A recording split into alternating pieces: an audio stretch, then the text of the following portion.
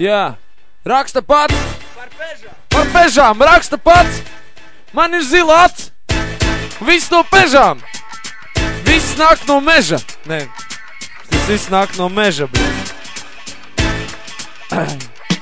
Es Andris, Cēsvaine. No sirds un no meža. Man ir sapūst peža. Viena pilsēta, 2 rajoni, 4 pežas. Jā. Man bija draudzene, ar kuru man gāja baigi amizanti. Un vienā brīdī kļuva ne tā, ka neinteresanti, tā, ka nepatīkam, īstāk pretīgi. Mēs viens pret otru kļuvām diezgan lecīgi. Rets sazvanīšanās, rets satikšanās, rets tur fiškas visāds un mīlā atzīšanās par to, ka maz kopīgi pastāvīgs stress.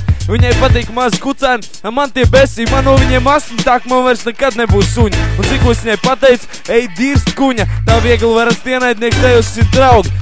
Viņa aizēja prom, vai man labāk kļuva?